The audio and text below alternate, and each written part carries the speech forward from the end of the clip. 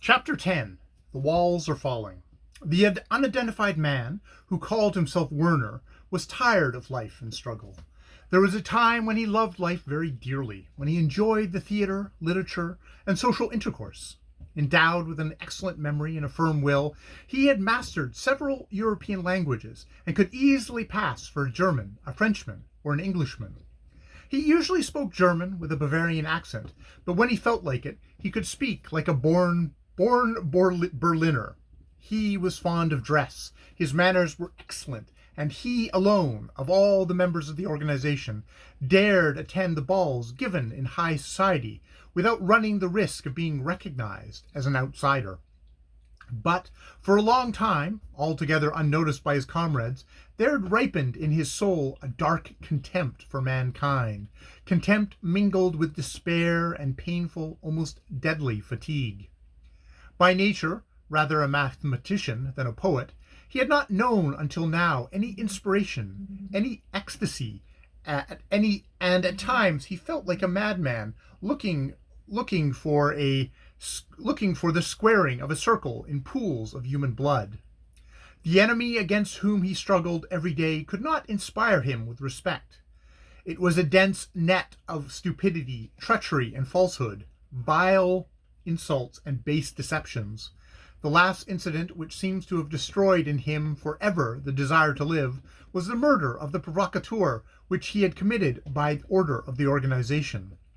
He had killed him in cold blood, but when he saw that dead, deceitful, now calm, and after all pitiful human face, he suddenly ceased to respect himself and his work.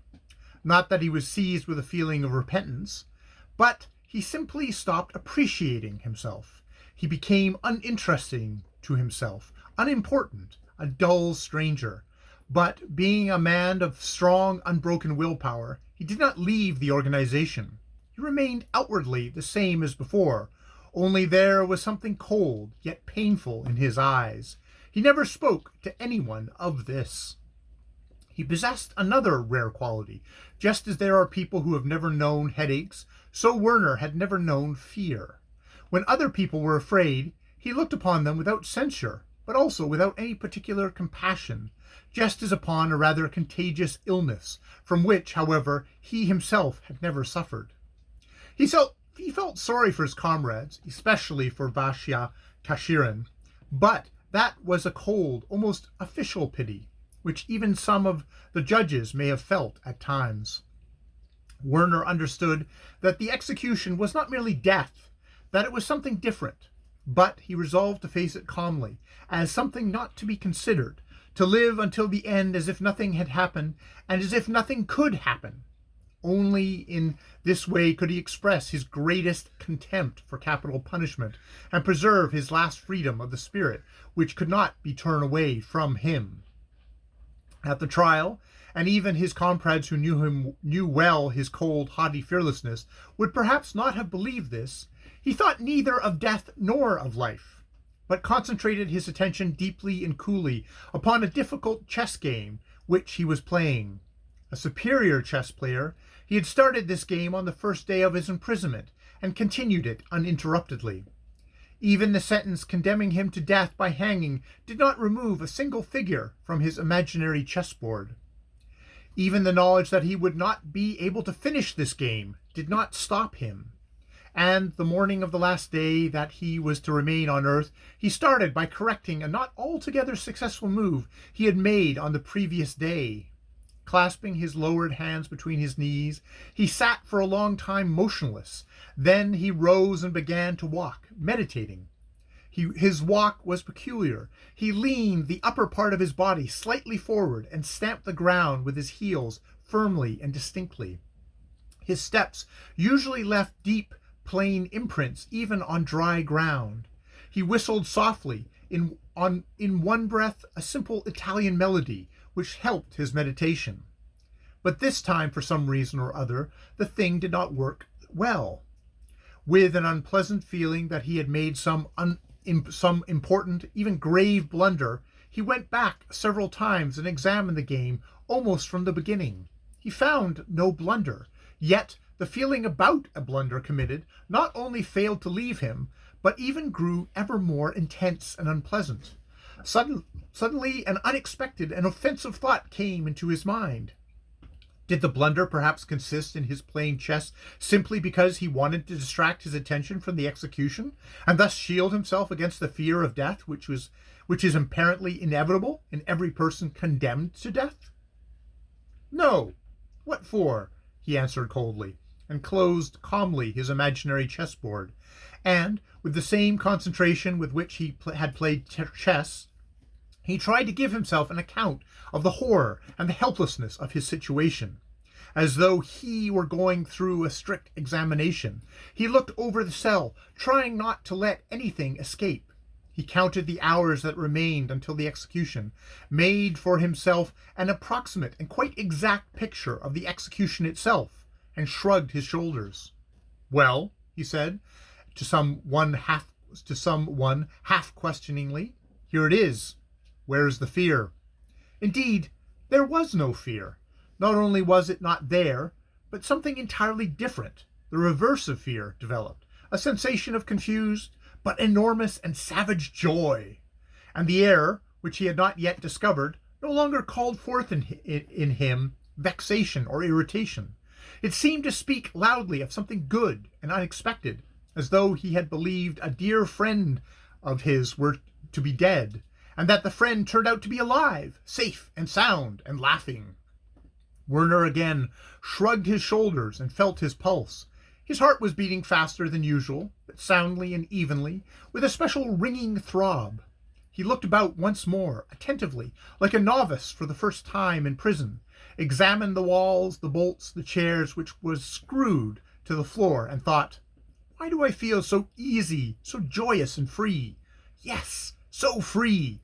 I think of the execution tomorrow, and I feel as though it is not there. I look at the walls, and I feel as though they are not here either. And I feel so free, as though I were not in prison, but had just come out of some prison where I had spent all my life. What does this mean?" His hands began to tremble, something Werner had not experienced before. His thoughts fluttered ever more furiously. It was as if tongues of fire had flashed up in his mind, and the fire wanted to burst forth and illuminate the distance, which was still dark as night. Now the light pierced through the widely illuminated distance began to shine. The fatigue that had tormented Werner during the last 2 years had disappeared.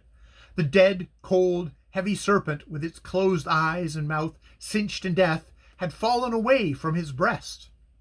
Before the face of death, beautiful youth came back to him physically. Indeed, it was more than beautiful youth. With that wonderful clarity of the spirit, which in rare moments comes over man and lifts him to the loftiest peaks of meditation, Werner suddenly perceived both life and death, and he was awed by the splendor of the unprecedented spectacle. It seemed to him that he was walking along the highest mountain ridge, which was narrow like the blade of a knife, and on one side he saw life, and on the other side death, like two sparkling, deep, beautiful seas blending in one boundless, broad surface at the horizon. "What is this?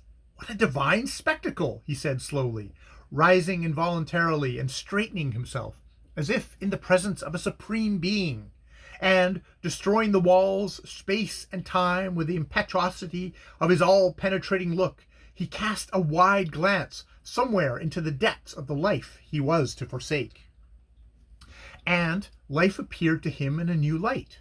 He did not strive, as before, to clothe in words that which he had seen, nor were there such words in the still poor, meager human language. That small, cynical, and evil feeling which had called forth in him a contempt for mankind, and at times even an aversion for the sight of a human face, had disappeared completely. Thus, for a man who goes up in an airship, the filth and litter of the narrow streets disappear, and that which was ugly becomes beautiful. Unconsciously, Werner stepped over to the table and leaned his right hand on it. Proud and commanding by nature, he had never before assumed such a proud, free, commanding pose, and had never turned his head and looked as he did now, for he had never yet been as free and dominant as he was here in the prison, with but a few hours from execution and death. Now men seemed new to him. They appeared amiable and charming to his clarified vision. Soaring over time, he saw clearly how young mankind was, that but yesterday it had been howling like a beast in the forest, and that which had seemed to him terrible in human beings, unpardonable and repulsive, suddenly became very dear to him, like the inability of a child to walk as grown people do, like a child's unconnected lisping, flashing with sparks of genius, like a child's comical blunders, errors, and painful bruises. My dear people! Werner suddenly smiled, and at once lost all that was imposing in his pose. He again became a prisoner who finds his cell narrow and uncomfortable under lock, and he was tired of the annoying, searching eyes staring at him through the peephole in the door. And, strange to say, almost instantly he forgot all that he had seen a little while before so clearly and distinctly, and, what is still stranger, he did not even make an effort to recall it. He simply sat down as comfortably as possible, without the usual stiffness of his body, and surveyed the walls and the bars with a faint and gentle, strange, un-Werner-like smile. Still, another new thing happened to Werner, something that had never happened to him before. He suddenly started to weep. "My dear comrades," he whispered, crying bitterly, "my dear comrades." By what mysterious ways did he change from the feeling of proud and boundless freedom to this tender and passionate compassion? He did not know, nor did he think of it. Did he pity his dear comrades, or did his tears conceal something else, a still loftier and more passionate feeling? His suddenly revived and rejuvenated heart did not know this either. He wept and whispered, "My dear comrades, my dear, dear comrades." In this man, who was bitterly weeping and smiling through tears, no one could have recognized the cold and haughty, weary, yet daring Werner, neither the judges, nor the comrades, nor even he himself. That is end of chapter 10.